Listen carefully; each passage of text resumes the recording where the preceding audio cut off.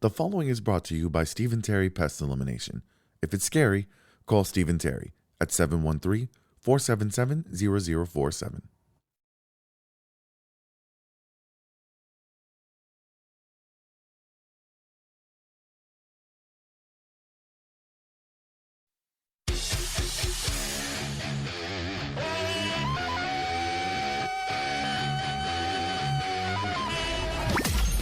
Listening to the Smells Like Middle-Aged Spirit podcast.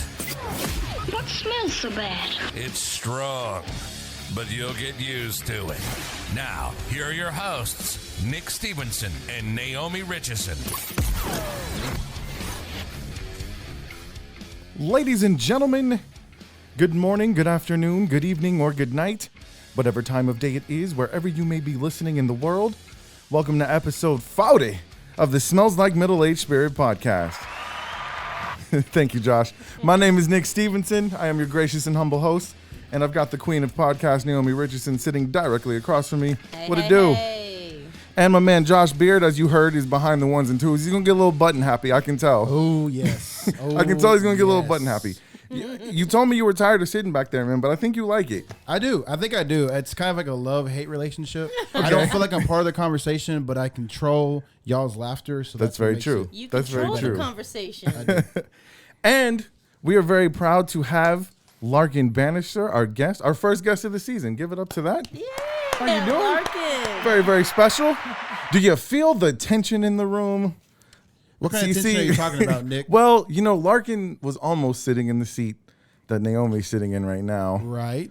So I know where you're going with this. I think that if I do this sound drop, this is going to trigger what we were talking about. I was not privy to this information beforehand. That's perfect. By the way. That's perfect. So I'm a little nervous. Round run. Let's go. I was waiting for that, honestly. I was like, they're gonna at some point they're gonna make us like. Oh, we just jumped right on in. Here's my look, Josh. If we're not careful, they're gonna take over this whole fucking show, and we'll be out the door. Yeah, So y'all need to watch it. yeah, I don't. We know the ladies like to shine. So That is true. But I appreciate so much you joining us, Larkin. We have a very special topic that we're going to talk about today, and it's something that I know is near and dear to your heart. And before we do that, though, guys, I think every week we should take the time to learn what we learned from the week before. I'm gonna start with Naomi first because she wasn't in on this conversation. Did you learn anything from last episode? Did I learn anything? Yeah. You remember what your first lesson was, right? Your first lesson was you got to be careful what you say because you might become a sound drop. Well, Naomi, I'm proud to tell you that you are safe this time. And Chris Conn is not here to defend himself, but Chris Conn learned that lesson this time around. Ooh, what do we got? You want to hit him with it, Josh? Yeah, Yes. Yeah. Here we go. Sacked with my sister. What did he just say? He confessed. One more time. Here we go. Sacked with my sister. Sex with my sister. I feel bad he's not even here to defend himself.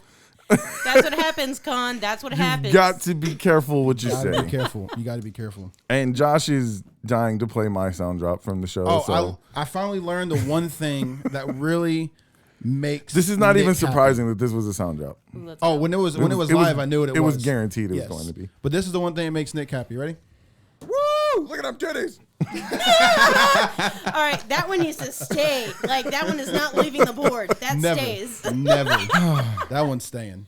Without context, like people are going to be like, "What the fuck?" But anyway, I don't even remember hearing those things. really, He was talking I about was he in was the talking about zone. driving down the street, right, and right. a guy yelling that to a Oh, girl. yeah. And then Josh, I learned from you. That you can I say that you're a mama's boy, bro? Dude, I am. I am. Your mom has a baby book, and she actually filled it out all the way to age 16. That's what I was saying No. when I was listening to it. I was like, I don't No, remember anybody okay. doing that So for me. Most people give up on their baby book at what age? Like 1? All right, Probably. yeah, no, I got my daughter, poor thing, doesn't even have a baby book. My son has got one for his first year and one for his second year. That's it. Done, That's it. son. You were all the way to 16. You got to the sex talk in your baby book. I would tell you this too: is not only is there stuff written in there, but she saves stuff. So like my first report card is in there. Please for tell a me. school Please don't picture. say. Please don't say. What? What? Is your foreskin in the book? Absolutely not. What is wrong with Did she you? keep your teeth? There's some people who She have do your that. Okay, so She's there was got your teeth, doesn't she. I don't know if she knows this, but there was one day I'd gone over there and was grabbing something from her, something kind of jewelry. I think it was during our prepping for our wedding. Yeah. I went over and got my grandpa's ring, and she had it in a jewelry box. And I remember her also telling me, and she had all of my teeth like in a Ziploc. That's weird. Yeah. I'm sorry. Sorry, Mom. Love you, Mama Mom. Beard. Dude, Just- they're probably okay? gone So I'm calling you weird, and I feel bad, so I'm gonna even the playing field God, here we go. by throwing my wife under the bus. This is what, episode 3? I think we've done it every episode now. Yeah. She has all of the kids' teeth in our bathroom, but do you know what else she has? What? She has Hair. used pregnancy tests. And not just okay, she took multiple because she wanted to verify that she was pregnant. And she didn't just keep one of them, she kept all of them. And they are in our bathroom right now. You're a very brave man for bringing that up because I don't know where you're gonna. She doesn't care. She doesn't care. She gonna be pissed next week. No, she doesn't care. I've tried to throw them away. She's like, no. I was like, It's babe. equal parts sweet and gross. Not gonna lie. There's pee on it. There's nothing. Where's the R. Kelly sound drop? Drip, drip, Yeah, drip. drip, That's all drip, it drip. is. I want to piss on you. Oh my god! All right, so I've got one tooth that I saved, and it's my own wisdom tooth because I was gonna like use it as a Halloween prop, like I had like Yeah. a jar full of teeth. So you have none of your kids' teeth. No, no I don't want the foreskins. little tiny teeth. No belly. What's the shit that comes up the belly button? cord. Umbilical umbilical cords. cord. You keep that? Nope. Okay. Yeah, My that's friend's just, got them like encapsulated, and she like took them afterwards. right. And, yeah. There's nothing wrong with being a mama's boy, man. Like, I love it. are you? This is gonna be a fucked up question Oh, God. for me to ask because I've known you so long. Are you an only child? I am an only child. Okay. I have step siblings, Right. but I'm an only child. Your mama loves her some you, bro. I Bro. can tell from following her on loves her social some media. you. Bro. Yeah, she loves her some you. That's what's up, man. That is Hey, my I'm number one I'm a fan. mama's boy too, so I feel you. I feel you. All right. So another thing I learned, and I'm gonna have to eat some crow on this. I get on you guys so many times about getting things correct, and I He's a slave driver, micromanage. y'all. He's a slave driver. I He is. micromanage. I've been giving out the wrong phone number for Amity Innovations for 2 episodes now. Now, let me take that back. The audio, we're giving out the right number, but what's appeared on the screen has been backwards.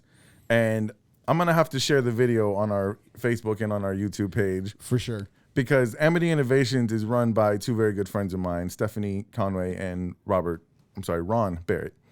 And they were all queued up and ready for the premiere of last week's episode. They had it on the big screen, projection screen. They had popcorn. They were drinking, she's videotaping him getting ready to see his ad because they didn't catch the premiere, the season premiere. So this was the first time he was going to see it. I So need to see this video. he's by all, the way. oh yeah, bro. we're going to post it. He's all excited. He's kicking his feet and everything. And then it runs. The following is brought to you by Amity Innovations. And he's like, ah. And even her little daughter's in the background like, look, that's us. That's us. And then I read the phone number and he's like, that's the wrong damn number. He said, no wonder we're not getting any business from them. Oh my gosh. I did my part. You did. You did. No, I'm just- And your read was correct. It's all on the video editor, which is me. So I got to eat some crow. I apologize. Ladies and gentlemen, Amity Innovations phone number is 832-331-3580, not 3850. 3580. And Way to go, Nick. I fixed my mistake. Alrighty. son. Well, let's move on to headlines before we get into our main topic. Naomi, take it away. Headlines. All right, y'all. Any fans out there, which I think is most of us at this middle age, DMX, the iconic hip-hop artist whose distinctively gruff voice and thoughtful messages in his rhymes made him one of rap's biggest stars, died at 50. The Grammy-nominated performer died after suffering catastrophic cardiac arrest. That's what they're calling it. His message of triumph over struggle, his search for the light out of the darkness, his pursuit of truth and grace brought us closer to our own humanity. His record label Def Jam Recordings said in a statement describing him as nothing less than a giant, and he will go down as legendary. DMX released 7 albums, earned 3 Grammy nominations, and was named favorite hip-hop rap artist at the 2000 American Music Awards. Absolutely legendary. He will be greatly missed. No doubt. And Prince Philip died too. Who? I don't know. Who? I'm not exactly convinced he wasn't a vampire. We may see him again. I don't know, y'all. That's true. The U.S. is nearing a tipping point of sorts on marijuana legalization. Almost half of the country, about 43% of the population now, lives in a state where marijuana is legal to consume just for fun. Come on, Texas. Just for the hell of it. Come on, Texas. God. The past 2 months alone have seen a burst of activity as 4 states across the United States legalized marijuana for recreational use. New Jersey, New York, Virginia, and New Mexico. It's all the new states, apparently. It's New Texas. Here we come. New Texas, let's go. It's a massive shift that took place for just a few years. A decade ago, no states allowed marijuana for recreational use. The first states to legalize cannabis in 2012, Colorado and Washington, did so through voter-driven initiatives. Now 17 states and Washington, D.C. have legalized marijuana. At this point, the question of nationwide marijuana legalization is more of a matter of when and not if. At least 2/3 of the American public support the change based on various public opinion surveys in recent years. Are you for it or against it? Come on now. Come on now. I plead the fifth. All right. He's playing it safe, y'all. A 6th person has died in the aftermath of the mass shooting allegedly carried out by ex-NFL player Philip Adams on this past week. According to the state coroner, Robert Shook, the only surviving victim of the shooting, died of his injuries on Saturday. Shook, who was one of 2 HVAC technicians working at the house at the time of the shooting, called his supervisor after he was shot, and his supervisor is the one who called 911. Shook's coworker had already died at the scene. He was the 6th victim of the shootings by Adams, a 5-year NFL veteran. According to police, Adams drove to the home of Dr. Robert Leslie with 2 guns. Once he arrived, he shot and killed Leslie, which was his doctor who was treating him, by the way. He shot Leslie, shot his wife Barbara, and this is Leslie's wife, not Adams' wife. Leslie's wife Barbara, their 2 young grandchildren who are 9 and 5, so that's fucked, and the other HVAC technician who happened to be there. Adams, who had reportedly been treated, then later shot himself. This is where it gets a little bit crazy. Adams' family has given permission to have his brain tested for chronic traumatic encephalopathy. All right, hold on. I practiced this. I'm going to get it. All right, fuck. CTE. Just say it like Medea would. CTE. There you go. During the upcoming autopsy. So CTE is a degenerative brain disease that develops as a result of repeated brain trauma like concussions, being hit in the head, and can only be definitively diagnosed after death. That's so convenient.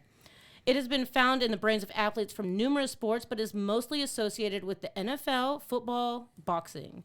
Adams reportedly suffered several concussions over his 5-year NFL career, and his father believes that football is to blame for these happenings. I saw that interview. That's the first thing he said. It's crazy. So, and it's not a coincidence that this has happened a bunch of times. Like, yes, this dude clearly lost his shit. Yes. So, have you seen or heard of the movie Concussion? Yes. With Will Smith. Oh my gosh, that was so good. And if you have not seen it, we're going to drop the link. I'm going to drop a little trailer about the movie and a link to it in the Spirit Sniffers group on Facebook. Please join it if you have not, because that's where all the good stuff goes down.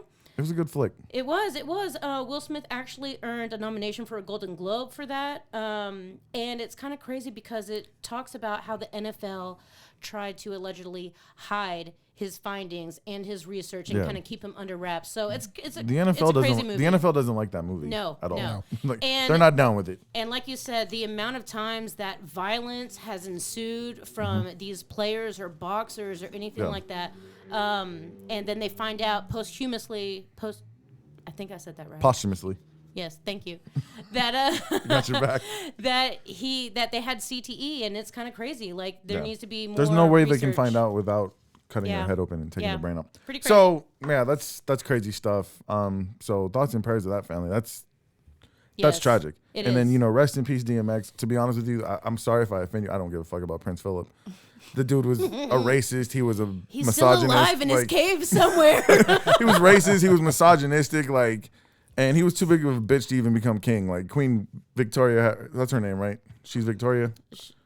The Queen Queen Elizabeth. Elizabeth. Queen No, Elizabeth. it's Victoria. No, it's Elizabeth. Elizabeth. She's Elizabeth. Elizabeth the what? Oh my God. Where's my People magazine at? Okay, whatever.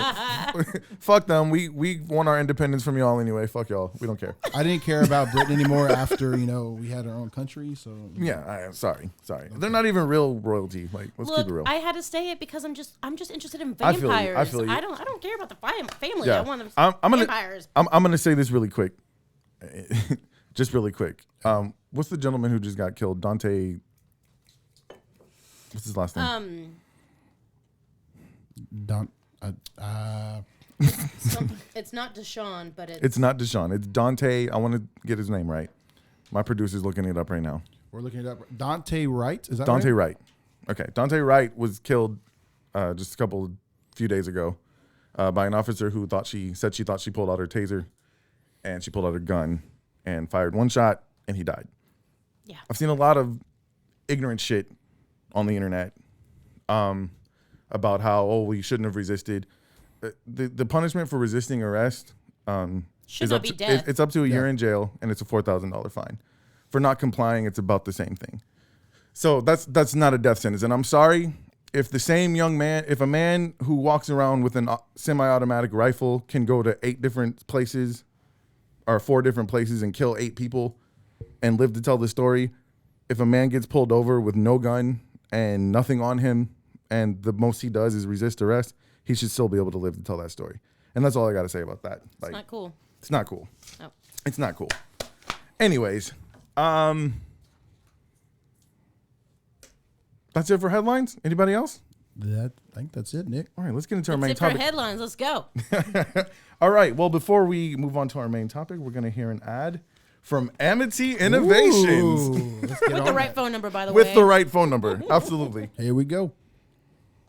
Hey guys, this is Naomi, and I want to talk to you about Amity Innovations. If you're looking to remodel your home, or maybe you're just looking to build a new home, don't make any decisions until you talk to the experts at Amity Innovations.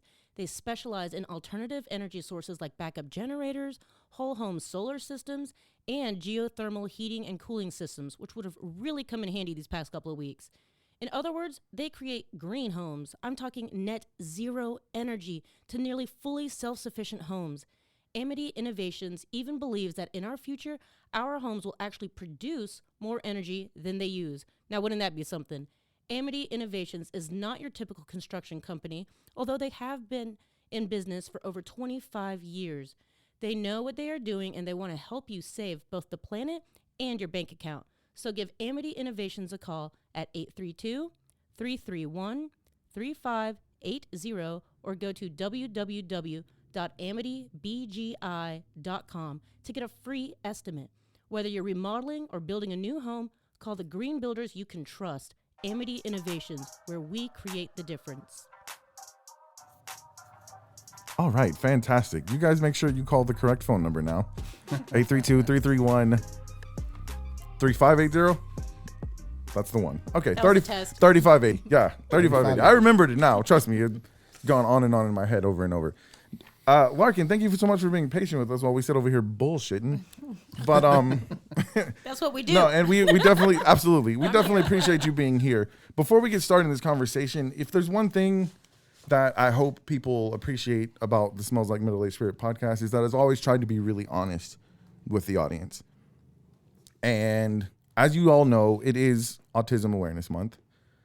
And I'm going to be perfectly honest with you. I did not know that until April 2nd when I went through social media and I saw a bunch of people posting about it. And I was like, oh, shit.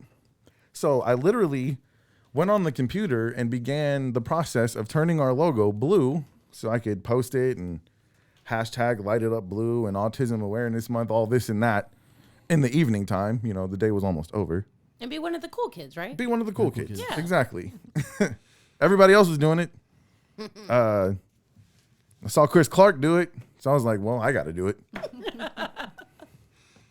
And then like literally something went over me. I literally had the post queued up.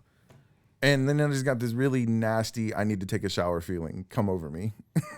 Because I was like, what am I doing?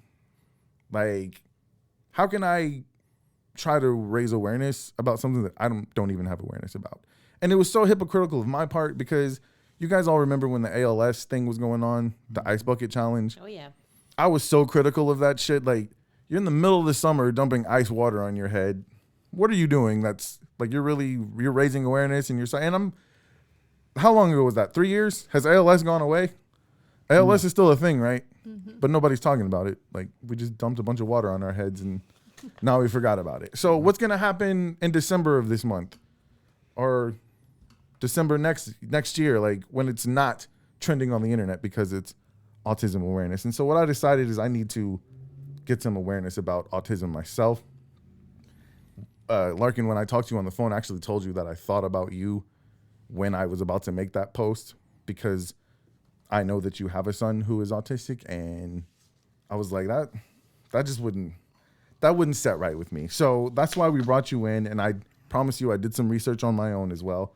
But I wanted you to be able to come in and tell us what the websites don't tell you. Mm-hmm. Tell us what the books, the magazines don't tell you about how it is to raise someone who is autistic. So I'm going to let the audience get to know you a little bit. I actually made up your bio. And if you have a bio. He made it up. He made it up. Yeah. If it's wrong, I'm sorry. I didn't even print it out, but I memorized it. So you're Larkin Banister. Can I tell people where you work? Sure. Okay. You are a billing coordinator at Behavior TLC, correct? Yes. In the Houston area. Yes. Okay. Exactly what is Behavioral TLC? What do they do? So Behavior TLC, we're applied behavior analysis clinic. So our board certified behavior analysts, they kind of look over our client list that we have. And so all of our programs are specifically tailored to each of our clients. So there's no two kiddos that are going to have the same programs per se. So it's really just working on what they need worked on. If, they elope or they're aggressive or they need help even with like eating or toilet training or anything like that, right.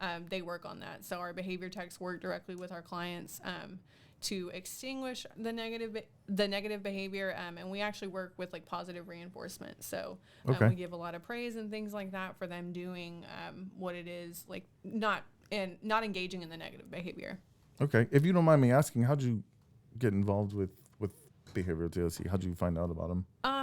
So I went to high school with a girl, and I was actually like out at a bar one night, and we kind of had like mutual friends, and my daughter's dad was really good friends with a family, and she was good friends with them, mm-hmm. and their son was on the spectrum, and she was kind of like helped them out at home. And my daughter's dad was like, you need to meet them. They're amazing. And Tallen was like really young then. So I was still kind of just starting on my journey with him. Okay. So I didn't really know a whole lot about it. And then that was kind of just like an in passing thing. And then I worked in like spa management for like 5 to 6 years. And I was like, I hate this. Like my schedule sucks. I'm never home with my kids. Yeah. And I knew I wanted to do something different. I didn't know what I wanted to do. Right. But I knew that I was really passionate about working with kids with autism and things like that. I knew I wouldn't make a good behavior therapist because right. I'm a mom to an autistic child. I'd be like, yeah, whatever you want. But right.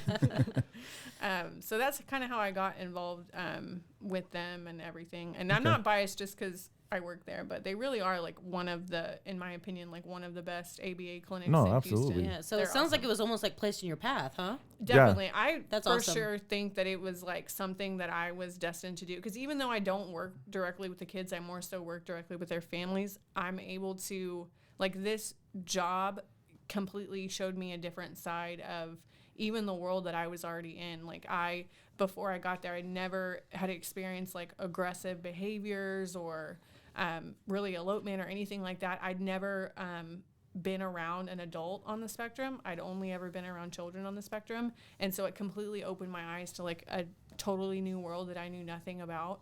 And it's awesome just to be able to go to work every day and be around such an amazing group of people who want the same thing for all of them, for all of our clients and all of their families.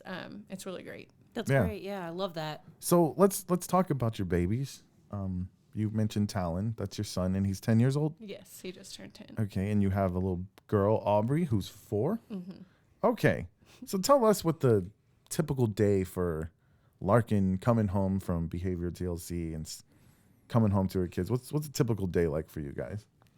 Well, I walk in the door and immediately, probably both of them, more so definitely T, immediately naked, like just right off the gate. Nice. So yeah, I mean, I do the same thing. Yeah, I don't know. I mean, right. I can't blame the guy at all. I'm like, I want to do it too. I'm taking notes right now. Yeah. So T is 10 years old, and you said when you first started working for Behavioral TLC, how there was a lot of parts of about autism that you hadn't any knowledge or experience about. Well, me before I decided I'm going to do this show, I knew nothing. Like, what is autism? Where does it come from? What are the signs of it? I knew none of that, and a lot of that I learned from reading and from talking to you. So, at what point after T was born did you start to have an inkling that maybe there might be some signs that he might be autistic? Back then, I think I really started to notice things probably around like 18 months, but knowing what I know now and looking back on all of that, I knew like right away. I think it was just, and I think people always say like, oh, well, he doesn't look autistic, as if autism has a look, because it doesn't. Right. And when I say I knew right away, it didn't have anything to do with the way his appearance or anything. It was just something about him that, and this isn't for everybody, it was just for me and my experience. I just knew right away that, it was almost kind of like he was there, but he was not there. And I kind of noticed that. And even like looking back at pictures, like even now looking at pictures of him when he was little is really hard, because I could just tell that something was just different about him. Something was unique about him. And you almost kind of feel guilty, because you're like, God, he was right in front of you the whole time. You had no idea. But I had no idea. I had no idea what any of that meant. Before him, I had no idea what autism was. I mean, you go and you have all the testing done when you're pregnant, and they, they're like, oh, Down syndrome and spina bifida. And that was like really the only thing I thought about. Yeah. And obviously you can't detect like autism through any of those tests or anything when you're pregnant, but it was like the furthest thing from my mind. But I think I knew like right away. That something was something different. was different about Right. him. So I got the definition of autism from no one lambast me, the autismspeaks.org website. And it just says that autism or autism spectrum disorder, ASD, refers to a broad range of conditions characterized by challenges with social skills, repetitive behavior, speech, and nonverbal communication. It says, according to the Centers for Disease Control, autism affects an estimated 1 in 54 children in the United States today. So you said it 18 months is when you... 1 in 54? 1 in 54. 1 in 54.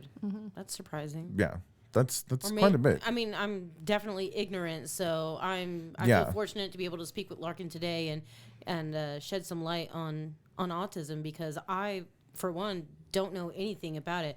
I've got friends and family with special needs kids, but it's all chromosomal, or Right. it's not autism. So Yeah, this is and kind of new to me. that's one of the things. I think we talked about that when we were doing the prep interview. is people will get that confused with something like Down syndrome or Yeah, and that's it's chromosomal. yeah, it's a completely different thing. So at 18 months, you said that's when you started to That's when I when you started to notice some of notice. these things happening. And what type of things at 18 months were you noticing? Well, I mean, up until that point, he was like developing normally, and he had like normal speech, and he was hitting all his milestones and things like that. And then right around that time, he kind of lost everything, and it was like, it was just like more and more every day things were just gone, and it was like, it's a crazy thing to have your child in front of you, and they're developing typically, and everything's great, and then all of a sudden you're like, what is going on?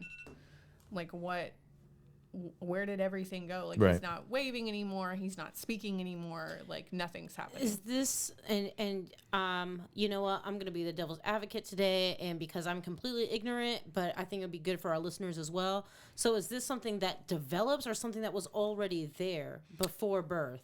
I will just give you my opinion. Okay. I believe that people who are on the spectrum are born with autism, and that the way that autism works, it just shows up around that time, kind of around that time frame. And if you talk to people or like parents of people on the spectrum, you typically get that story most of the time.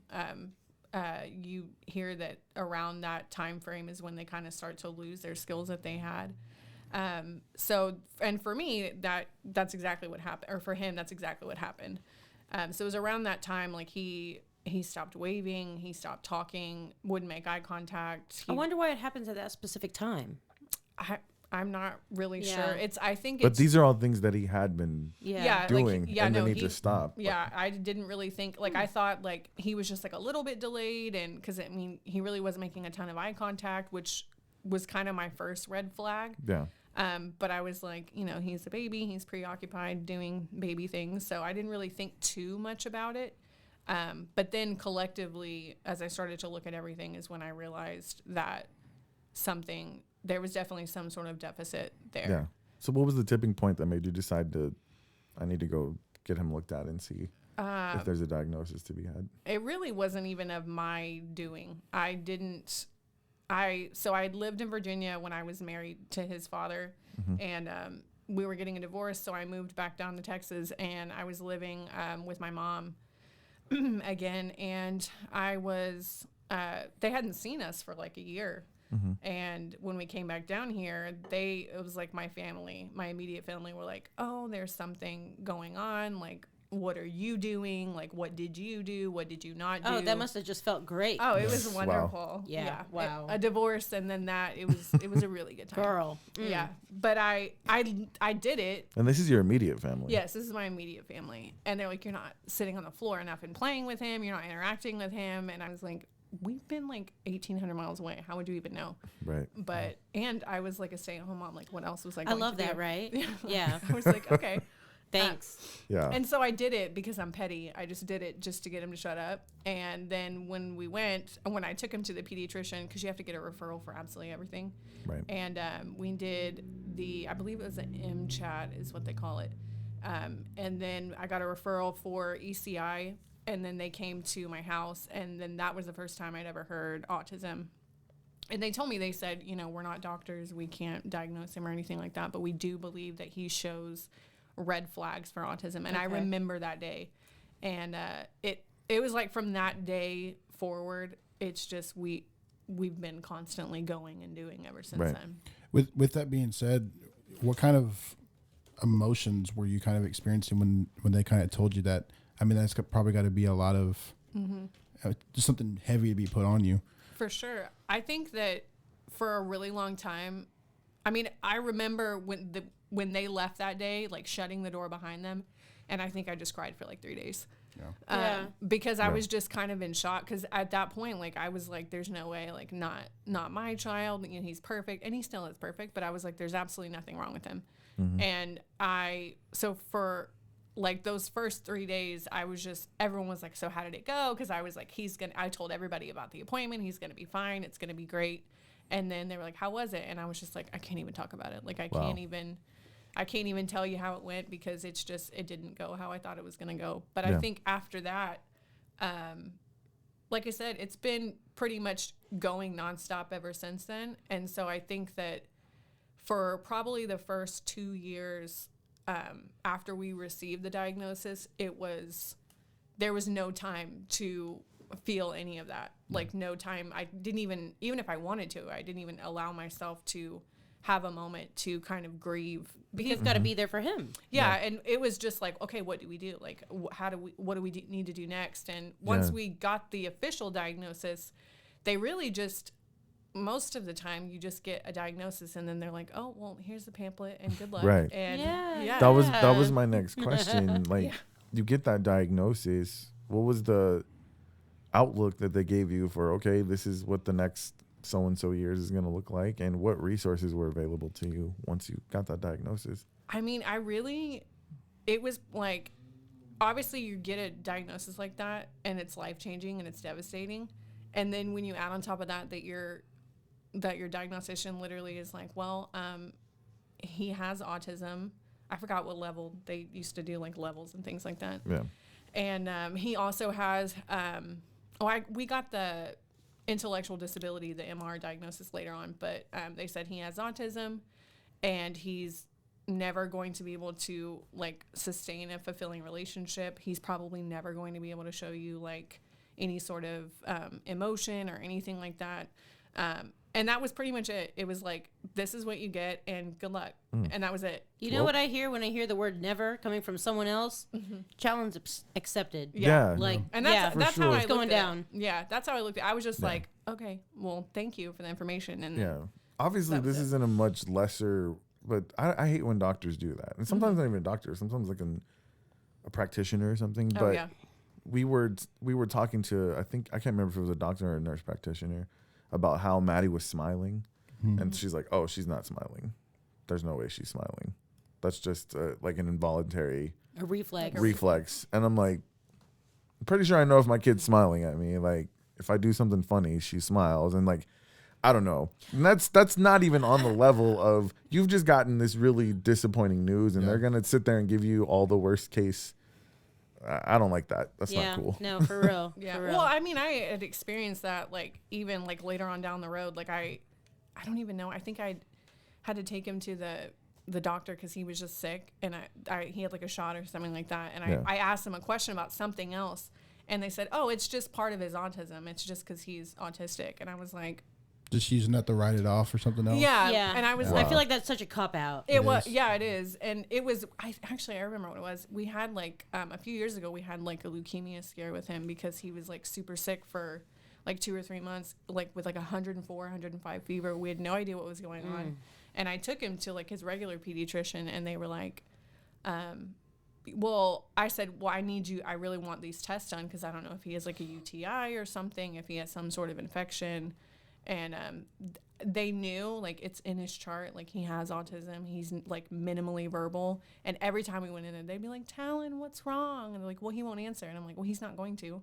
He doesn't answer me, so I don't know why you think he's going to come in here and start talking to you. These are the healthcare professionals. So if that's already in his chart, then that would, I'm not going to lie, that would really, frankly, just piss me off. That would rub me the wrong way. Yeah. Yeah, Like, that was the last day we could you went not to that read? pediatrician. Yeah. Yeah. I would be pissed. Yeah, we found another pediatrician after that. Good But for you. Yeah, well, it was also because, like, regardless of whether or not he's verbal, when your kid has 105 fever for like 2 or 3 months straight, and you can't even get someone to give you like a fucking urine test or anything like that, and they're like, well, he's not telling me what's wrong or anything like that. It's just, yeah, I understand, but that's why I'm here, and that's what I'm supposed to be doing. And frankly, if I had 104-degree fever, I wouldn't want to talk to anyone either. Yeah, no, Whether I or was not I could. Yeah. Like, I mean. Exactly. Yeah. Yeah. So, in the event that, we have some listeners here who maybe they have a young child, or just for the people who are like myself, who are not familiar at all with what autism is, I got this chart also from the autismspeaks.org. And you mentioned some of the symptoms that you noticed at the 18-month mark, that he had kind of regressed in his speech, and he wasn't making eye contact. And then, so I've got, by 12 months, if there's little to no babbling, little to no back and forth gestures, such as pointing, showing, reaching, or waving, little to no response to name. So these are all things you were probably experiencing at that time. And then it says by 16 months, very few or no words. By 24 months, very few or no meaningful 2-word phrases, not including repeating. And then the next list is actually at any age. So before we get to talk about some of the challenges you were facing as he got older, it says loss of previously acquired speech, avoidance of eye contact, persistence, preference for solitude, difficulty understanding other people's feelings, delayed language development, persistent repetition of words or phrases, resistance to minor changes in routine or surroundings, restricted interest, repetitive behaviors like flapping, rocking, spinning, etc., unusual and intense reactions to sounds, smells, taste, textures, lights, and or colors. And that's at any age. So I think that's another thing people forget. Like we see a lot of autistic kids, but they grow up to become adults, and they're still autistic when they become adults. It's not something that goes away with age. So, as your child gets older, these are some of the things you would want to look out for, and I'm sure things that you have experienced as T has grown up. So he's 10 right now. What are some of the challenges that you began to face, maybe that you didn't expect? I mean, he's incontinent. He still wears pull-ups. We've tried to potty train him, or I've tried to potty train him for, I mean, I've like lost count how many times we've started and stopped and started and stopped. And he can't bathe himself. His motor skills are really great, so he can like feed himself and stuff like that. So that's not a problem. But he doesn't really have, and it's common in kids with autism or people with autism, not really having a sense of like danger. So he does elope. It's not super often, but it's becoming like it happens more now. Yeah. And so of course when he does that, his first instinct is to go to like a busy street or a pool, which we have. Like I have a pool in my apartment complex, and it's gated. But the like those are places that he's drawn to. And so That's scary. it is, it's, I feel like every single time I turn on the news, I see a story, about a child on the spectrum that like eloped from a home or a school or anything like that. And they end up, you find them at the bottom of a pool or the bottom of a pond or whatever. It's so scary. Yeah. Yeah.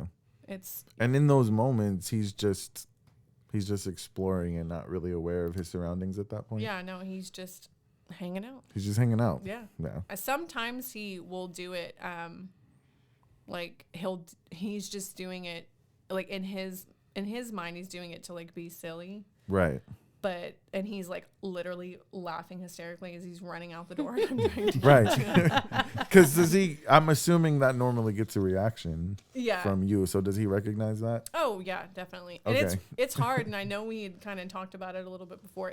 It's probably one of the more difficult things I've ever had to do to not show any sort of emotion, or reaction when your kid's running out the door, Right. or your kid's choking you because they don't want to get out of the bathtub, or Right. they're choking you while you're driving because their iPad died. Oh, And wow. to have to try and keep your eyes on the road and not, kill everybody. And Right.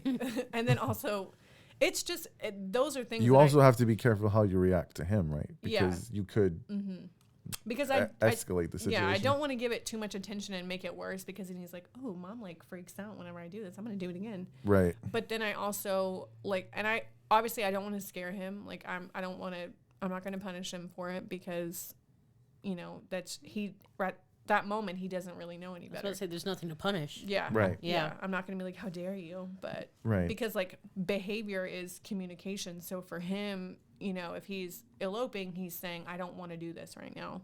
Right. Or I'm trying to get away from it, because he can't, verbally say that. Or if he's, choking me or whatever, he's saying like, I'm mad right now and I can't tell you that I'm mad. So I'm just going to show you how mad I am. Or I don't want to stop doing this, one thing. I don't want to stop playing in the bathtub. I want to keep doing this. Yeah. So it's like you can't punish because of that. And I've heard that a lot too. Like, why don't you just spank him? I'm like, Right. Yeah, that was on my list of some of the misconceptions that I thought you probably would want to clear up. oh, yeah. And I told you the story. I'm guilty of it myself. We have a good friend of ours who has a son who's autistic, and I didn't know at the time, but I saw him having kind of a moment and a meltdown, and I looked at my wife and I was like, and she said, no, like he's on the spectrum, he's autistic, and I was like, oh, and to be fair, like I had no idea what that meant. I just, like I said, sometimes the mistake people make is thinking, oh, well, that means he's slow in some way, or that means he's not smart, or there's a a mental problem there, or some type of, like you said, chromosomal. But that's not the case, and that's one of the things. Every time you talk to me, when we talked last night, and when I see you on social media, like I feel like Tallen is a very bright young man. Definitely. It's just, it's gonna be different. It's expressed in different ways. You posted a video of him. I think you guys were probably like on your back patio or something, and he's just like staring off into nowhere singing. And I was like, that was one of the coolest things that I've ever watched, because like he was lost in whatever that song was. And I know he probably wasn't pronouncing all the words properly, but to him, I mean, it was just one of those moments that I'm like, I can tell. Or when he's, you've shown pictures of him drawing and stuff like that. Like you can tell the wheels are turning there. It's that's not the problem. It's just there's something that it called it the social part, like, and him wanting to isolate and be alone. And that's what I was glad to clear up, because I thought that there was something that autism would inhibit their ability to learn things, which obviously, if there's probably some challenges there, but I mean, they're not going to do it at the same rate as everybody else. Yeah, but he has the ability to learn things. Definitely, he learns in his own way. Right. Whether it's like academic or socially or anything like that, he's able to. He's capable of it. It's just, we just have to slow down and kind of get on his level, so he's able to understand and then retain that as well. But it's crazy and wonderful to me at the same time that he's done as much as he has, because like I said, when we first got that diagnosis, it was basically the way it was presented to me was like it was a death sentence. Doom like, and gloom. Yeah, like your life is basically gonna suck from here on out is how I perceive that, and I naively believed that. I was like, oh God, you're right. And because I mean, I didn't know anything about it, and I was like, God, this guy's right. Like, my kid's never going to have, like, he's never going to be happy. He's never going to be able to tell me that he loves me or show me that he loves me or anything like that. Yeah. And if I would have taken that. That's terrible bedside manner. Oh yeah, he was awful. That's just terrible. 10 out of 10. It really couldn't be further from the truth, though. Oh no, like there were certain things that, yeah, like realistically speaking, he was, it was accurate. But I think that those words and kind of a grim diagnosis was definitely motivation for myself and for us to not take that lying down. And I've kind of used that. I've always kind of had that in the back of my head when we're doing therapy and we're having like a really hard day or whatever the case may be. I listen to that and I replay those words in my mind all the time, and not just from him, like, from the school district saying, he's mentally retarded, which he does have an intellectual disability diagnosis as well. But when, basically when they're like, oh, he has autism and he has an MR diagnosis as well. Like, it's so, the way people present it is so like gloom and doom, and it's just awful, and your life sucks and it's never going to get any better, and there's nothing you can do about it. And I think that if I could tell anybody, like a parent who just got a diagnosis, I could tell them anything is, first of all, you're entitled to get a second, third, fourth, fifth opinion on literally anything, and you should. Right. And just because one person says something about what they perceive the rest of your life is going to look like, that doesn't mean that you have to believe it. You don't have to just take that and run with it. Isn't that the truth? Yeah. Yeah, for sure. So this doctor told you at the time that he was of the belief that Tallen would never be independent of you on his own. Is that one? Well, let me ask you. How do at this point he's 10 years old, based on how he's developed so far? How do you feel about that? I think that is probably a correct assumption that he made. I don't think that he'll ever live independently. I think he's always going to live with me, which is cool. I'm fine with that. Yeah. I don't know if he's ever going to be able to have a job. I hope that he does, and I hope that whatever he does, he loves what he does, because he's got a lot of different interests and things that he likes to do. For sure. So I think the living independently probably isn't going to happen. I don't think he's probably ever going to drive a car. But I also, those are just things that I think. They're not things that I know. And he could surprise the hell out of me. He has for 10 years. Absolutely. And I'd love to be wrong. I really would. Absolutely, yeah. But I think, I'm not, I try and look at things with a really positive aspect, but I'm also realistic at the same time. I push him because I know he's capable. I know what he's capable of, but I'm not going to push him to do something. I just straight up know that I just know that he can't do it. Yeah. And I want him to get outside of his comfort zone too, just like I would with Aubrey as well. But like I said, realistically speaking, I'm not going to force him to do something. I just know that he for sure can't do. You made a good segue, because I was going to ask you about your daughter, Aubrey, and about Tallen, because one of the things that I was trying to read about is an autistic person aware of their autism? At age 10, do you believe that Tallen is aware? I think he knows a little bit that he's a little bit different. I don't think he cares. Right. Because he's very content with who he is. Yeah, for sure. Good for him. Yeah, which I love. Yeah, for sure. I love that. I wish more people would be content with who they are. For real. And then Aubrey, we were talking last night. You said that she's kind of gotten an idea that something is different with Bubby. Definitely. She makes little comments to me, which she doesn't so often anymore just because we've had so many conversations about it. But, she'll ask me, or she used to ask me, like, why won't he talk to me? Or I just really want him to play with me, but I want to play Barbies with him or whatever, but he won't. And so we have the same conversation we've always had, which is that he wants to play with you. Bubby likes being by himself sometimes, and that's okay. You like being by yourself sometimes. I know Mommy likes being by herself a lot of the time. Right. Truth.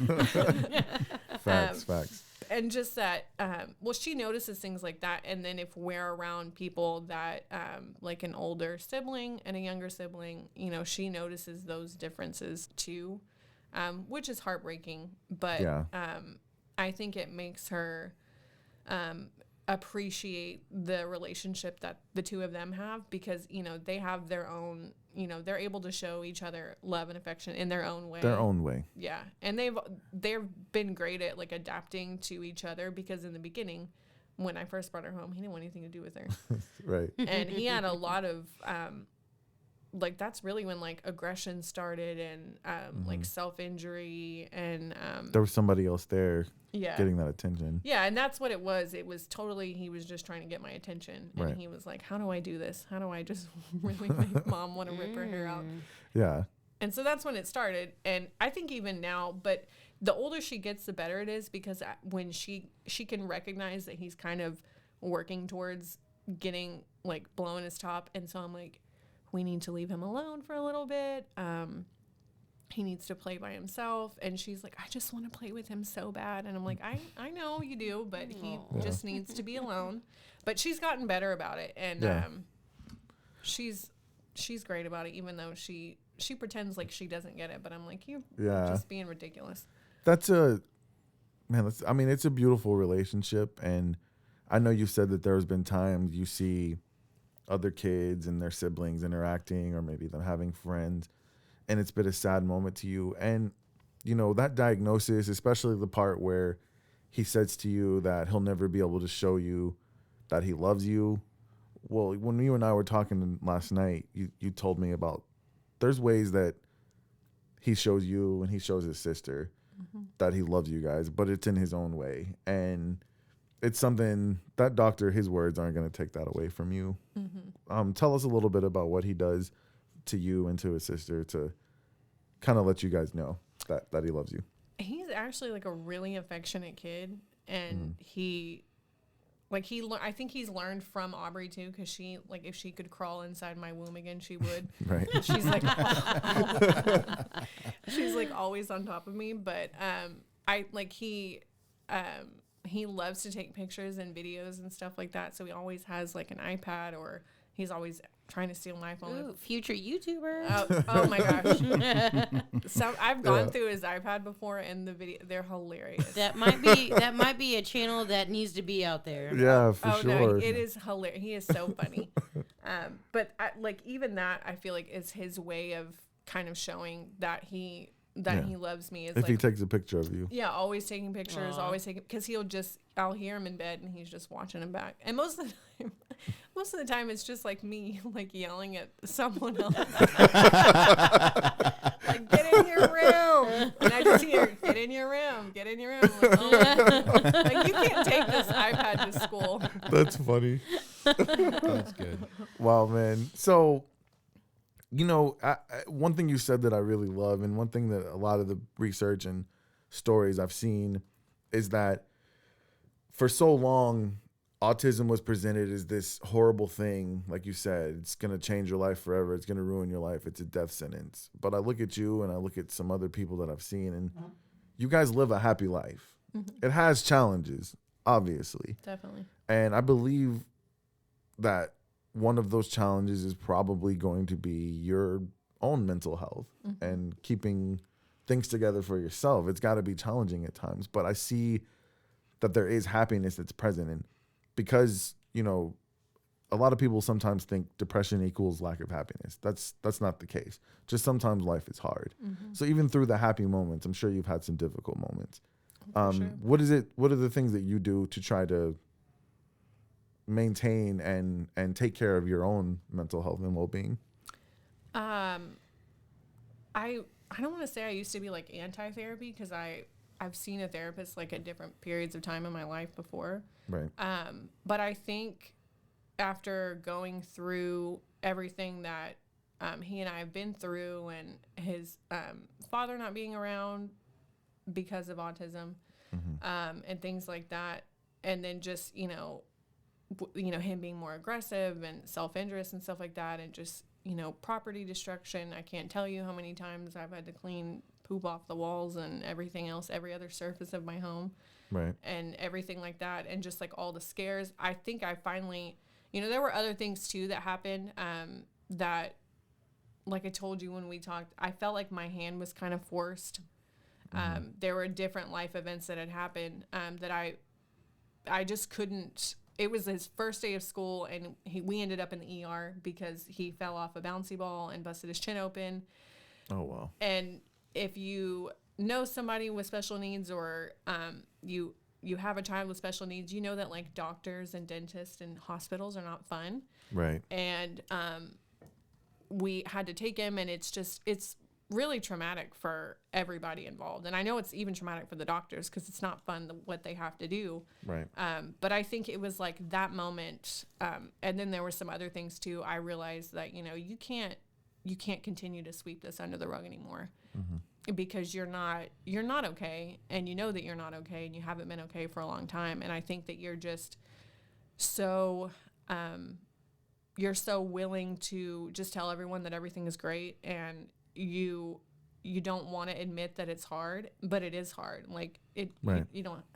Anybody with a brain can tell you that this is difficult. Right. And I think I just kind of had to accept that, kind of fly my white flag and say, you need some sort of help. So I started going to therapy, which has really helped me a lot, because it's really put everything into perspective for me. Because I think in the beginning, like I had said previously, you don't have time. You're so busy. We've been in this survival mode for like the better part of 8 years. And so you don't allow yourself that time to grieve, because you are grieving. You're grieving the loss of a life, that you thought you would have and that you don't have.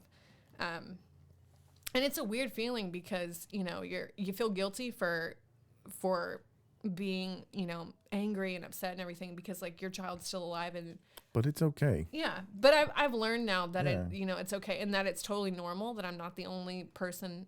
And I hope there's somebody else out there who's watching this who's felt that way, who Definitely. you can tell them like, hey, And it's okay to feel that way. yeah. And that's why I wanted to do this. And that's why I made the choice a long time ago to be very open and honest about everything pertaining to Tallen and everything that he's gone through. Because when I first got that diagnosis and I went online and I did what everybody does and I tried to find everything I couldn't find anything that I felt was honest.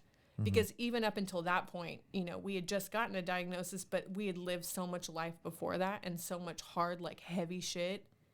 And I couldn't find anyone that was honest. Everyone was like, oh, it's great and it's wonderful. And, you know, we never have a bad day, which that's true some of the time. But I didn't want that. I wanted someone to be completely honest and tell me, like, yes, it's 4 a.m. I've been up at 3 a.m. every day this week. And I've cleaned shit off the walls 5 days out of the week. And I'm ready to lose my mind. But I also wanted someone to tell me things like that. And then so I could see the beauty in what I had. Yeah. That this, you know, that his life wasn't broken. It wasn't destroyed. It was just different. And that it was okay that it was different. Yeah. And I think it goes without saying that it takes a very special individual to do what you do. Absolutely. I talked with Nick about this last week. I've been around autistic and special needs kids. My mother is a job coach for them, and just anybody that works with them or raises one. I don't know how you do it. I don't know if I could do it. It takes a very special person to be able to do that. Yeah, I assume that mom thing kicks in when it's your child. You got to do what you got to do. Yeah. It doesn't For matter. sure. But then gotta also, think and that that's too. what, yeah.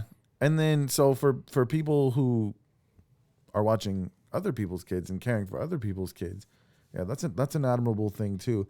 You've said something on social media before, and I think you said this to me when we were talking. I might be getting the two mixed up, but oftentimes you've said you feel like you overshare. I wouldn't say overshare. Like you don't mind putting it out there. And sometimes it's fucking It's a hilarious. flaw of So- mine. I don't know about that. Sometimes it's fucking hilarious. And I've been trying to nudge you into social media influencing or doing podcasting, something.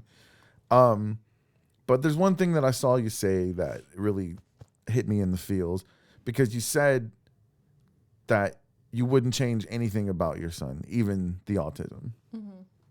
That you love him just the way he is. And I know you wish that he could have that life that you were mourning, but even as such, like you wouldn't change him because he's perfect the way he is. And I couldn't agree with that anymore.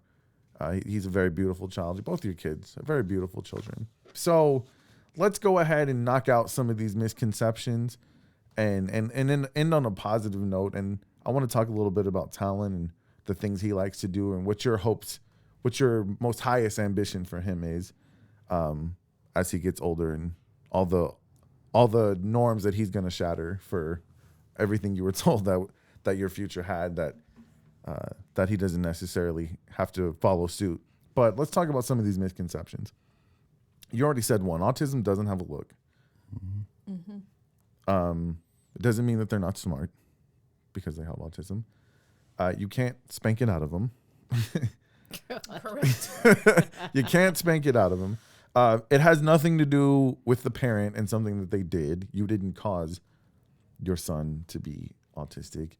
I can't change his genetic makeup. Right. Absolutely. And then I meant to ask you, because we were talking about, some people asked you if he was like Rain Man. Yes, I've had. Why is that? Why, dude? People will always shock me. People just aren't Yes. educated. Like, They're people not have literally educated. asked you, is he like Rain Man? Yeah, people have asked me that before. They've asked Okay. me like, Yes, we robbed a casino, and he's just like him. Like what? God, I'm sorry, that just aggravates the hell out of me. Yeah, I'm Or they still expect shocked. that he's going to be some type of savant. Like Yes. when you see shows like The Good Doctor, does that piss you off? Like I don't even have, like I hate that show. It just really bothers me. It doesn't necessarily piss me off, but I wish that people would be more honest about like what autism is. Like, yes, of course, like there's savants and that's awesome. Yeah. And I wish you could play piano. That'd be really Right, cool. right. Don't give up hope on that. Yeah, We'll see. Yeah, for We'll real. see. But I think that that's like a super rare thing, and it's not always the case. And I Yeah. wish that people would be more transparent about because sometimes Those are the exceptions, not the rule. yeah, exactly. Yeah. The one thing I noticed too is anytime you see them in either shows or movies, they always use the like extreme Yes. side of it and Oh, don't show you absolutely. the Absolutely. the stuff that you don't see. Right. You always see, like for example, one of my favorite movies, but it's always extreme, is like Radio. Not every special needs person is like Radio. Right. They're not the same, and they always use that as their go-to for that character or for that. And people have to realize like thing. these are movies. Yeah, It's that's not Hollywood. real. That's It's Hollywood. Like Trust me, the real story is a lot better than that movie. right. But my usually thing is like is. nobody ever, I don't know, nobody walks up to a kid that's wearing blue and red and is like, is he like Superman? Like Yeah, no. it's a movie. It's I don't know. I don't- It's so insensitive, and that's what I hope people get from this: I is be think- more sensitive. Yeah. I think a the lot of mothers people and children. don't know how to talk about things. So, like people in my family, mom, who don't So have they a just- filter, They just bump gums until whatever comes out. she's just going to say the first thing that comes to her mind without even thinking about it because she wants to. That's her way of showing support. It doesn't Right. come from a bad place, but she doesn't know what to say or how to say it. Yeah. So, I'm, you know. Larkin, what would you rather they say? Honestly, Yeah. Nothing would- at all. Yeah. Just be honest. You can be honest on the show. Shut the fuck up, please. Tell them. I always give people, I try to give people the benefit of the doubt. So if someone has a question and they're like genuinely curious, I'll let them like, even if it's a stupid question, I'm like, sure, Yeah. I would love to answer your question. But if they know and you're just trying to be a smart ass, Right. think about what you're about to say to me Yeah. before you really ask me. What If are some things? someone- Go ahead. I was about to say, if someone knew something and they were trying to be a smart ass to me and my child, You're gonna catch hands. then Oh, no. yeah, you're gonna have a black eye. We're gonna be down one more host on this like, conversation over. You don't even need to say anything. You know what? For real. So real quick, just what are some insensitive things that you would like people to stop saying? Oh my, probably number one is that he doesn't look autistic. That's just like irritating. Oh, he doesn't look autistic though. Yeah, Right. well, I always Right? tell them, Yeah. well, yeah, we dressed him different today, so that's why. Yeah. Wow. And they're like, I laughed Yeah. entirely too hard. the Rain Man thing. I Right. just think it's like super like outdated and weird to say that. Yes, it's, absolutely. Why would like we don't know each other? Why would you even say that? Exactly. Sometimes people just bump gums and like People just say shit falls out of their Yeah. mouth. Like you People just- love to get a rise out of other people. if you take anything away from this show, if you don't know what to say, Don't say anything. just Keep say hi. your mouth He's beautiful, shut. and keep walking. Yeah, in the old saying, if you don't have anything nice to say, don't say anything at all. Exactly. absolutely. How about we Yeah. just do We that? I don't. love We that don't even rule. need to hear it. We don't need to hear it. Yeah. Walk on. Okay, so we're I think I do Go ahead. have another one. yeah. Probably the number one thing is that he'll grow out of it. Mm. That chaps my ass so bad. Yeah. Well, that's not cool to say. And it's Yeah. just an ignorant statement. It Like, is, you have it no is. basis to Like it's even a say phase. that. Yeah. I don't. Yeah, they're like, oh well, he'll grow out of it. I'm like, That- okay, well, Yeah. yeah, no, that won't actually happen. But I don't know why people still say that. They're like, oh well, my first cousin twice removed, they had autism and they're perfectly fine now. I'm like, I want to give you props for not having any felonies on your record. Yeah, you did great. it's Girl, just I would because have like a hard time. no, orange is not in my color wheel, and I'm really not made for jail. So that's literally the only reason why. Orange is my color. Yeah, I wouldn't fuck with you in prison, Naomi. That's for I sure. wouldn't either. Man, so that's I'm really glad that we had this conversation and you enlightened me. Like I felt like I learned more from actually talking to you last night than I learned anything reading. The thing I want you to take away from this is that I know you probably have some hard days, but everybody sees what you're doing, and we admire you so much, and we thank you for coming and being willing to share your knowledge, your experience. You have 2 beautiful children. I wouldn't change anything about T either. I hope we have the opportunity to meet him someday. That'd be And great, Yes. You'd have a blast in here. so I asked you an awful lot about where I was about to say, I've resources got a question could whenever go. you're done. Oh, yeah. Go ahead. Well, because I was asking her about where resources can go, because I did a lot of research. Autism Speaks seems to be, they have a donate button like on all 4 corners of their website. So Did you donate? I didn't donate anything. I wanted to talk to Larkin about this. I don't know if you're familiar with our friend Caitlin, but we made an entire collection of clothing in our Spirit Swag store, our merchandise store, that was dedicated to her, and the proceeds from that go to the Houston Women's Center every year to help women who are domestic abuse victims or survivors. So I really wanted to put something in our store for Tallen. You got my vote. I want to put something in our store for Tallen, and I just wanted to figure out where the money should go. So the 2 places I saw was Autism Speaks, and then Spark is a Texas children's program. Now, I don't know that they take donations. So if you don't have any objection to it, I've heard a lot of things about Autism Speaks.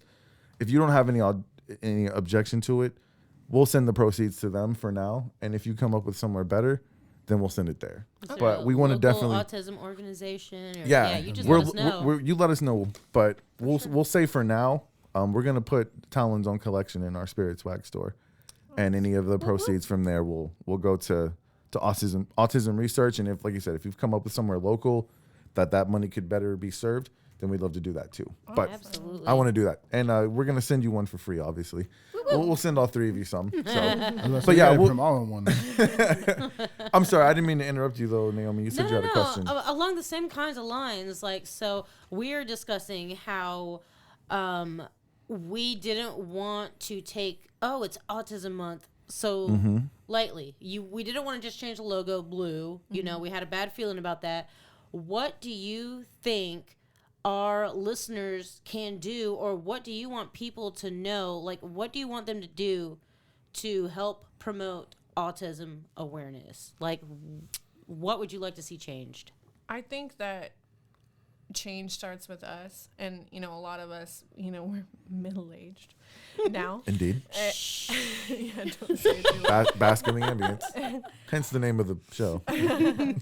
And we all have kids, and I think that we need to be the ones that need to teach that acceptance, because I know when I was in high school, that was not a thing. I used to watch the kids that were in special education get picked on all the time. And they were just awful to them. And they, were quick to get made fun of, and no one would dare ever sit with them at lunch and eat with them or anything like that. And they were almost ostracized. And I thought back on those moments whenever he got that diagnosis, and I was like, God, I will do anything to make sure. I don't care if I have to go up and eat lunch with him every day and be that mom to make sure that that's not him. I will do that. Absolutely. But I think that, I think the most important thing is teaching our kids acceptance, and that it's okay to, if somebody's different, and to be that friend for them. And if you see someone that you think is a little bit different, and also us explaining what autism is to other kids, just because.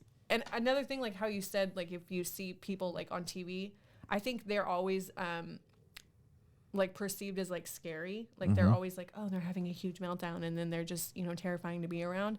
Right. I think that when we're teaching our kids about autism and acceptance and things like that, I think we need to explain that side of things too, so that they're aware. And I'm not saying it's not a little scary. It is. I still get scared sometimes. Right. But I think that if we teach our kids like patience and understanding, and even of things like that, I think it'll be easier for everybody. And also, whether you're a special needs mom or parent or not, if you see a parent clearly having a hard time with their kiddo out, don't make it worse for them. Don't serve your comment. Yeah. Leave them with me for a week, and that's just it's. So what you're saying that is- would piss me off. So- I really hope people don't say that to you. Oh, I've heard. I'm telling you, I've heard some of the Much less most other wild moms. things. Yeah. I know. I'm like, we don't even know each other from a ham sandwich, and you're just gonna say that to me. But I've heard it. I hear it all the time. I've watched it happen to other parents, and it's just it's heartbreaking. The best thing you can do is say, "Is there anything I can do to help you?"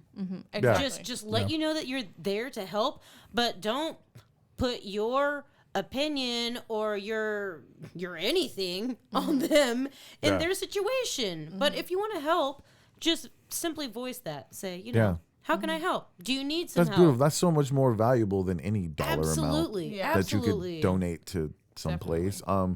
And you hit the nail on the head. Teach your kids. Talk to your kids about it. But we got to educate ourselves first. Yeah. I couldn't have told my kids anything about autism until 3 days ago. So I will take that to heed as well, because then they won't grow up and be assholes as adults either. There's so much to take away from that. But yeah, I agree with that 100%. More than, like I said, more than any dollar amount you could donate somewhere. Like, teach your kids to just be good people. Kindness. That's what the awareness is supposed to be about. Teach them kindness. Yeah. So, well, we thank you so much for joining us. And when you go home, you give your kids, T and Aubrey, our love, and we'll get what size T-shirts your kids wear. We're gonna get them all hooked up, man. I'm so glad that you came and we had this conversation. Did you guys have any other questions before we move on to our specialty segment? Do you feel good about the conversation? Is there anything you want to get off your chest? You feel No. like I think that was it. I'm surprised I didn't cry, to be honest. I cried on TV. you sent me the link to that video. Oh, I have one question, but I don't know if it's too personal or not. You were talking about, as he gets older, is there anything that you're, I guess, nervous or kind of worried about what's going to come up when he gets older that you're going to have to, I don't want to use the word deal with, but I don't know another word that you're going to have to, I guess, deal with when he gets to that age? Is there anything? Overcome. There you go. Thank you. It's a very Yeah. positive. Thank you. I really, when I think about the future and stuff with him, I don't think about like what's going to be hard, like what it was going to be hard for him to do. The only thing I really think of, and it goes back to the whole kindness thing, I worry about other people. I don't worry about T. Yeah. I worry about, if he'll be accepted and, if people will be nice to him and stuff like that. I worry about other people. And I think what I want other people to know is that, like, the parents of special needs children, that's what we worry about. We, our life is hard, and we were dealt a hard hand, and we know that, and we can control as much as we can. But I think that what people don't understand is that we worry about everything else that we can't control. Yeah. And that's the scariest part, because, and just, God forbid if he were ever in a situation where the police were involved or anything like that. I've had that happen. I've had a conversation where I was told, or if your child elopes from the campus, he'll be arrested. My 8-year-old child. Wow. And my first. Do they actually mean like literally arrested or just detained for his own safety? Well, he'll be put in handcuffs and put in the back of Put the in police car. handcuffs. Yeah. Put in handcuffs. Which I assume AR. will go really smoothly. Oh, yeah. As well. Yeah. No. That is absolutely unacceptable. Unacceptable. Yes, but Yeah. that's the thing. It's like I don't worry about like him, and I mean I do, but not in that regard. I worry about other people. What somebody else would do. Yes. Right. If he, I mean, look, we just talked about. You might as well put me in handcuffs too, because I'm gonna be beating Yeah. up that cop. That's what I said. I was Sorry. like, save me. Yeah. Sorry, not sorry. Unfortunately, we have seen people with autism not dealt with properly by law enforcement, like You see it all the time. all the time. So yeah, I can imagine that. But what I hope that you do is I hope that you endure the tough moments and you enjoy the good ones. Throughout this show, we're gonna have some pictures of you guys together, and T by himself, just so people can see, like you said, autism doesn't have a look. Like, T's a beautiful child, man, and he's happy at times. He smiles. Like, it's something that I think is important that people see. Like, don't treat it like it's scary. I think it's beauty transcended. Like it's just on a whole nother level. If he is happy, it's a whole different kind of happiness that a lot of other people don't have the opportunity to experience because it's so pure. Absolutely. All of his emotions and everything that comes out of him is absolutely pure. And a lot of people don't have that luxury. True So- story. Yeah. And I know I got on here and I talked about like all the scary shit and the hard stuff that no one wants to talk about, but at the end of the day, that's just a very small portion of like our life. And like you said, most of it is beautiful and awesome. And I wish I could be more like him in some ways. And I didn't give a shit what anybody thought about me. And I just went on about my day. And every day for T is like the best day ever. Yeah. He's going to teach you a lot, huh? Yeah. Good. More power to him. That's what's up. That's what's up. Well, man, like I said, I really appreciate you coming on, having the conversation with us. I think it was important. And I hope we treated it with the respect that it deserved. I know we were cutting up a little bit before, and we're probably going to cut up after. But what I want people to know is the important part is that, have some empathy for the mothers, and for the children, and for the adults who suffer with this too. I don't want to say suffer, because, like I said, we got to take away that stigma off of it. As I'm about to have a stroke. As if.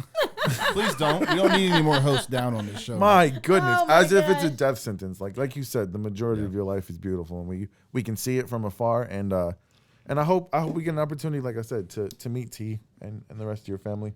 Because you're in the squad. I told you were part of the squad.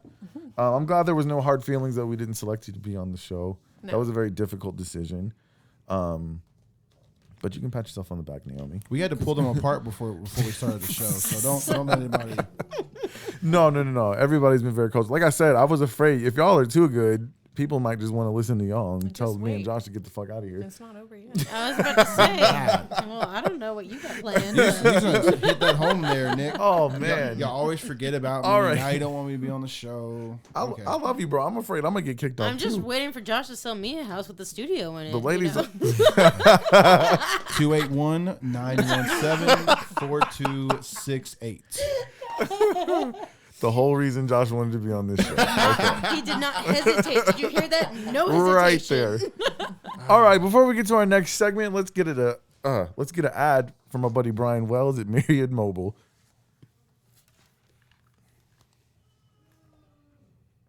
Hey guys, it's Nick Stevenson again, here to tell you about my friend Brian Wells and his mobile welding and mobile mechanic service, Myriad Mobile. Brian has been welding for over 20 years, and he will let his work speak for itself. Welding repairs, whether they're industrial or residential, wrought iron fencing, he can repair that old rusty fence and repaint it, or he'll even build you a new one. Oh, and in case you missed it, that's right. I also said that Brian offers mobile mechanic services. You need a part changed, your brakes or your oil change? Why not do it from the comfort of your own home? Myriad Mobile will come to you. So whether it's an industrial or residential welding repair, or you need a new fence, or you don't want to drive or have your car towed to the mechanic shop, then call my friend Brian Wells at Myriad Mobile. The number to call is 713-538-6938. That's 713-538-6938. Myriad Mobile, welding and car repair. Tell them that Nick from the Smells Like Middle-Aged Spirit podcast sent you. I'm going to discuss. Alrighty. You guys call up my buddy Brian at Myriad Mobile for all of your welding repair or car repair needs. And me and Naomi were just discussing during the break that she has both. So Yep. Motorcycle problems, y'all. call him up. Okay. So Is his number right? yes, his number is correct. Thank you, Josh. You're welcome. No problem. Thank you for double checking that. That's All why I'm right. here. So we're going to do a little segment that some of you, if you've been listening to this show for a long time, you're familiar with it. It's called Smells Like Middle-Aged Theater. And our guest has even contributed to the theater today. So I have stage fright. let's do hers first because it's short. You want to roll this pre-intro first, or what? Wait, why didn't you bump back with that? That's what you were supposed to bump back with. You want me to bump back right now? Let's bump Sure, it back, go y'all. ahead and mute all of us Bump it back. and then bump back. I just realized you bumped back with the wrong music. You're welcome. And now for a more sophisticated kind of entertainment. It smells like middle-aged theater. Alrighty. Welcome to Smells Like Middle-Aged Theater. If you've listened to this show before, you're familiar with what we do. Sometimes when you're on social media, especially when you're trying to build a brand and build a business, you add a lot of people. And sometimes that comes back to bite you in the ass. Or sometimes I can't imagine you guys are going to have to give me some insight as a female. You probably get some crazy shit in your DMs. Absolutely. Oh yeah. Well, Yeah. I've blocked most of it. I don't get much now. I'm Which is glad great. to hear you say that. You mean you don't screenshot it and share it to the world and complain? You just block it? No, yeah, I just block it, and you know what? I don't say anything about it. Wow, what a wild concept. I don't publish it. What a waste. Yeah. Yeah, make sure you screenshot them What and a bring them. waste. Screenshot them and bring them to us, but you don't have to post it on social media. No, don't do that. All right. So here's the cool thing about today is that our guest has actually contributed a script for us for our first Smells Like Middle-Aged Theater. And I'm not proud of it. Just Why aren't you proud of it? It's kind of funny. it's funny. It's just weird. Are we going to tell the story that weirdness. makes it weird, or are we just going to let it lie in the text? I think it's self-explanatory. Did you send me in the two? text. Yeah, I sent you two. Okay, cool. Let's do the However you wanted to pick. Let's do the creepy one. All right. I'm going to play the role of who we decided is going to be Guy Despacito. Ooh. Our names have been changed to protect the innocent. And Larkin will be playing herself. All right? Wait, do I have to say mine in a funny voice? You don't have to. You're going to be Larkin and I'm going to be Guy. Okay. So you just say it the way you would say it. Are we ready? Absolutely. All right. Let me wait for this car to pass. Everybody, okay. Go ahead and mute everybody but me and Larkin. Thanks, buddy. All right. Action. Wave. Comments on a picture of Larkin in a mask. You make the whole mask thing look sexy.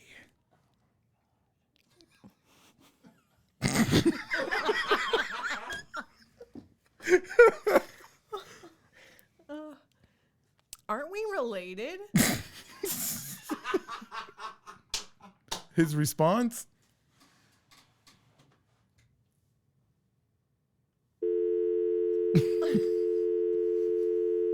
Yeah, he's gone.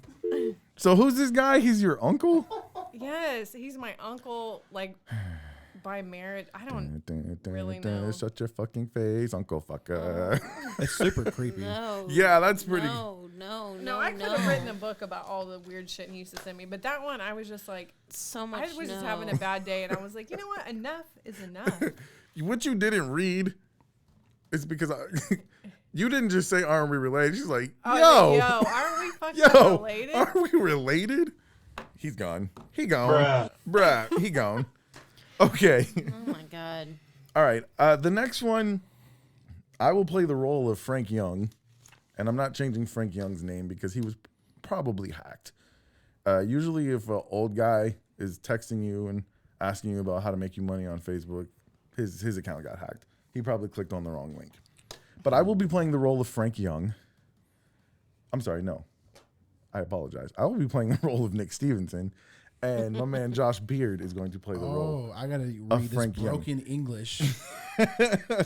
Awesome. Okay. Are you ready? I'm ready. Sure. I'm going to jack this all up. I'm ready. You're not going to jack it up. We didn't practice. It's going to sound like it because you'll see. You ready? Let's go. I hope you have everything in the right order. If you start looking at me weird, I'll then let you know. Yeah. Okay. Here we go. You ready? Yes. Hello. How are you doing today?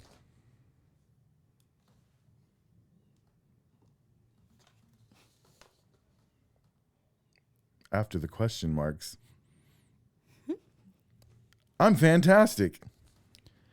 Am doing good and very happy for my life. And I was wondering if you have heard about the ongoing DHHS. DHHS? What's that?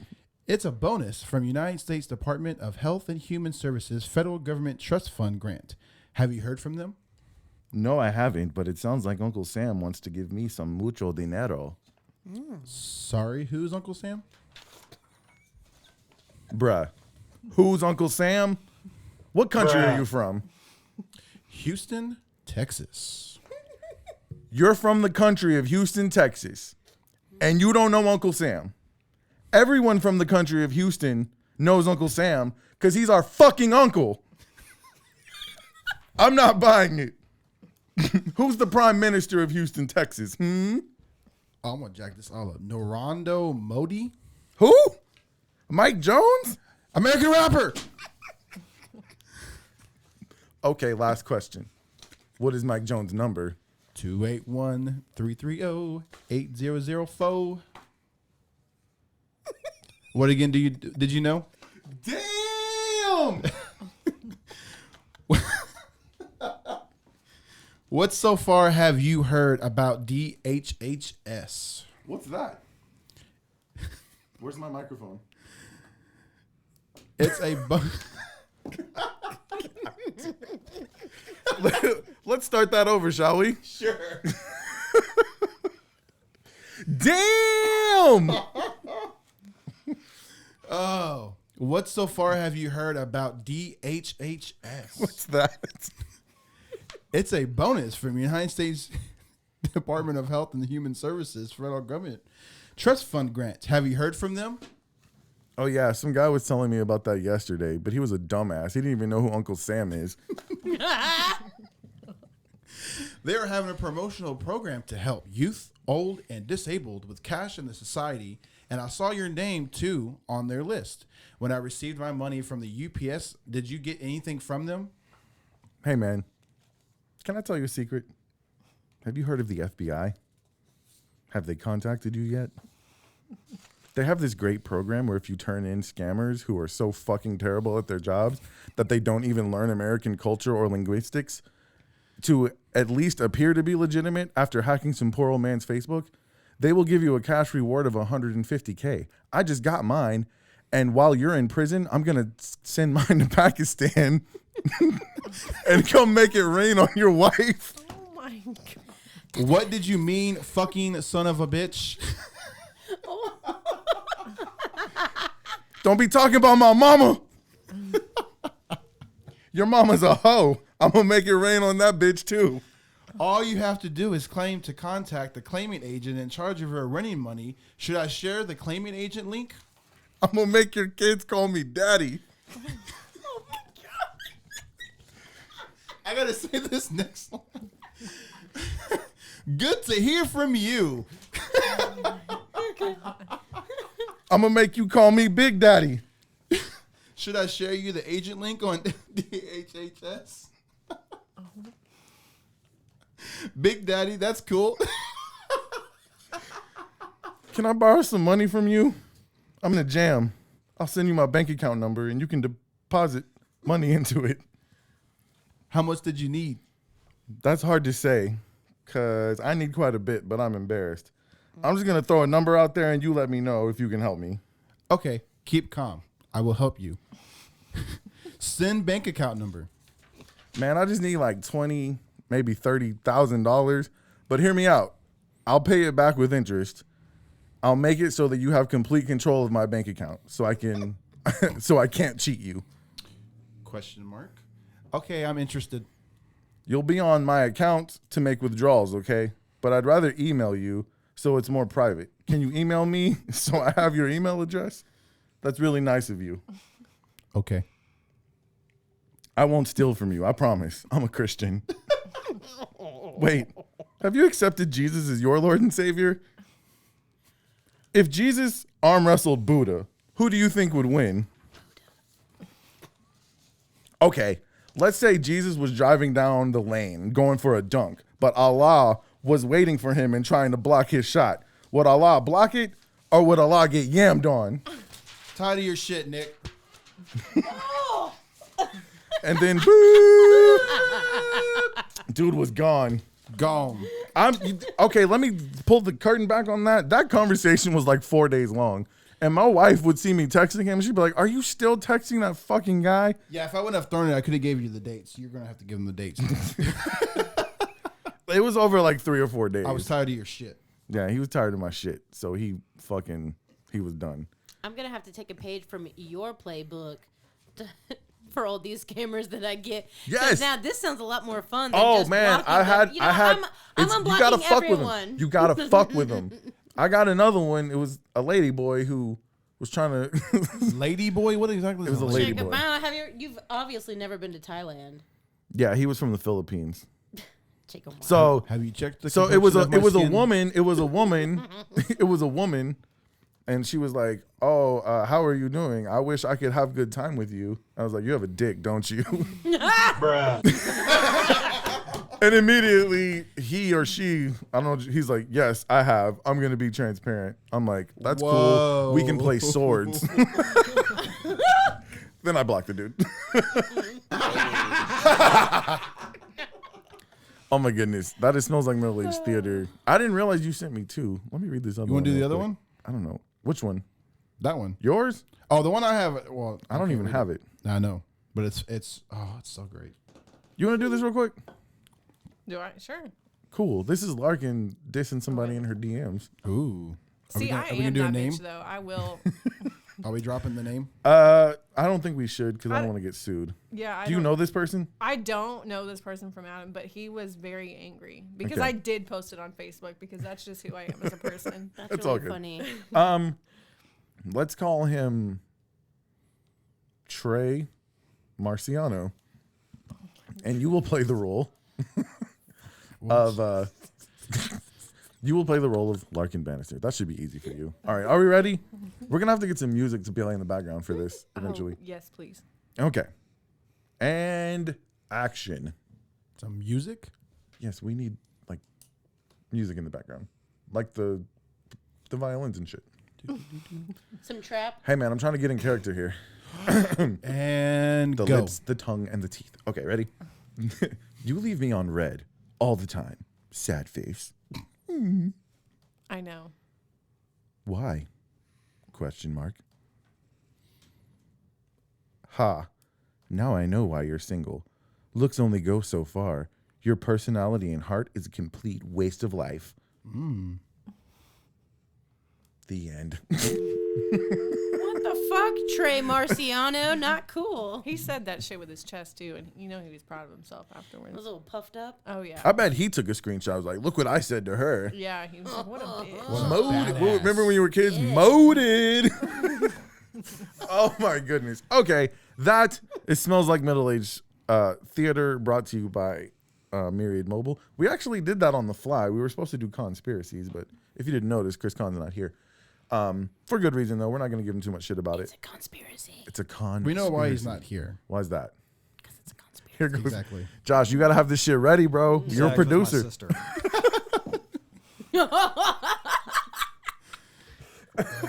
I wasn't expecting that. Josh, that was Josh. Chris, that was not me. Okay, so Zach was my sister. Larkin, thank you so much for coming here and bullshitting with us and having a very serious conversation in between a bunch of malarkey. But I'm glad you were here. I hope you enjoyed yourself. Of course, thank you all for having me. Absolutely. You are always welcome. There's always at least one seat open, it seems like.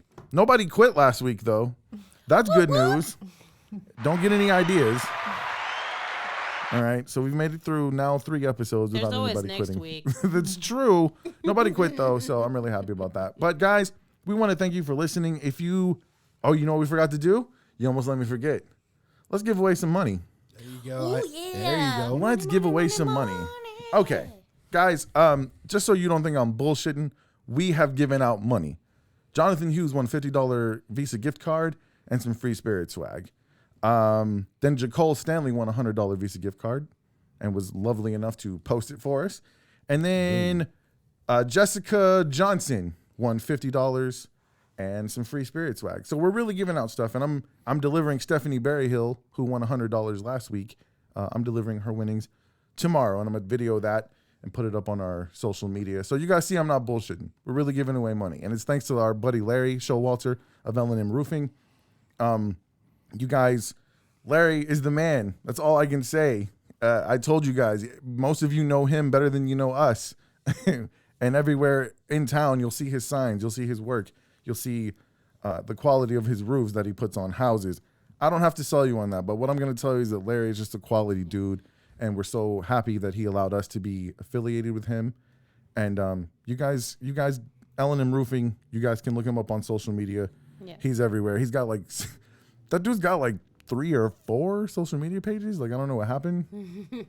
He's got a bunch. He wants to make sure you find his ass. I bet he's That's got what some it is. DMs. I bet he's got some I DMs. bet he got some DMs. All the signs in people's yards and everything, it's not for Yeah, a yeah, yeah. popularity contest. This guy is Absolutely legit. not. He is genuine. He wants to help. He's involved with the community. So Absolutely. y'all, Sponsors all Yep. the baseball teams. The man Yes. is everywhere. Thank so you, Larry. when you get your $100, you make sure to thank Larry.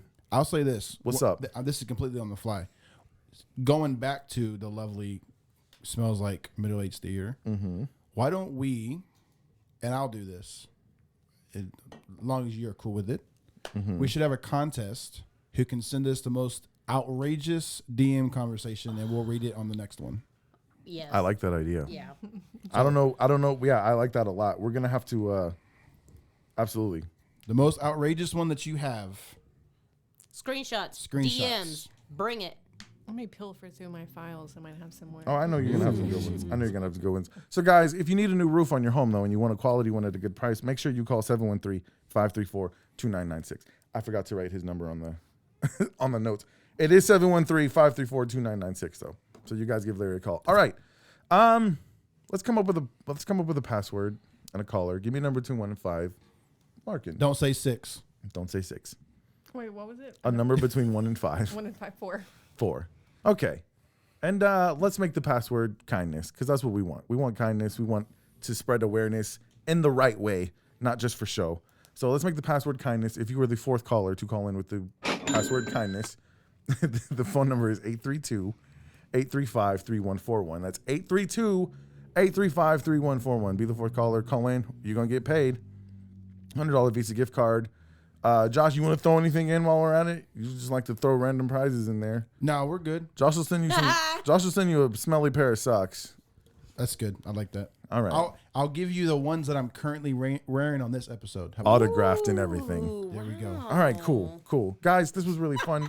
I appreciate having the conversation. I love you guys. Thank you so much for being on my team. And next week, here's the one thing you guys know about this podcast, and we're going to keep it real at all times. We do not talk politics at all. But next week I want you to tune in because Stephen Terry will be here, and he's running for he's running for Pasadena City Council. Yeah, we next do not week we're talk talking politics. Yeah, we Well, never we'll talk talk politics, but I want you to tune in next week because we have a politician coming on. Thank you. But he's the coolest one you've ever seen. Yeah, he's dope. Stephen Terry, and I did it again. Guys, we're coming to you from the Stephen Terry Pest Elimination Studio. Woo! Thank you, Stephen Terry. I love you. When you're sitting right across from me, I promise you I'm not going to forget to say that shit. He will. I promise you. No, I will not forget to say that. Anyways, but yeah, you guys tune in next week, 7:30. Go to our YouTube channel, subscribe, hit the like button. If you don't like to watch, go ahead. You'll be able to find us on any of your favorite podcast listening platforms, except for Pandora, because fuck them. But yeah, anywhere else, you'll be able to hear us. We appreciate our listeners so much. And don't forget to go to the Spirit Swag store and get you some Spirit Swag. If you use the promo code Spirit Sniffers, you're going to get 20% off. And I just redid it, so It seriously, looks go check fucking it out. awesome. It looks Go buy some amazing. shit. It looks awesome. Go check it out. I'd And buy then some pretty stuff from soon it. we'll have Tallen's collection in there as well. So it's going to be awesome. Yes. Alrighty, guys, for our special guest, Larkin Banister, and for the best producer in podcasting, John.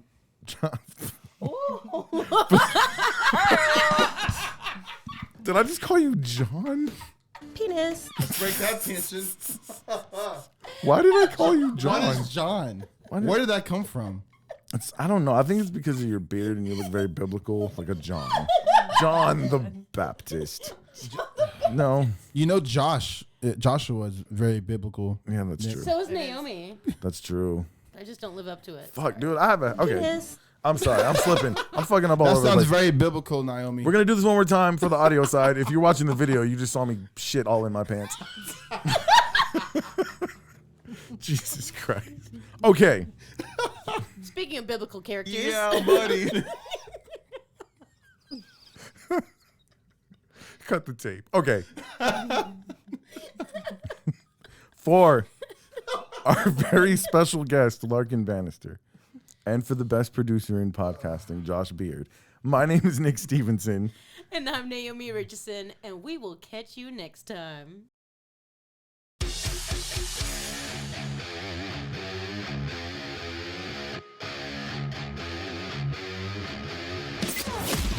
You've been listening to the Smells Like Middle-Aged Spirit podcast.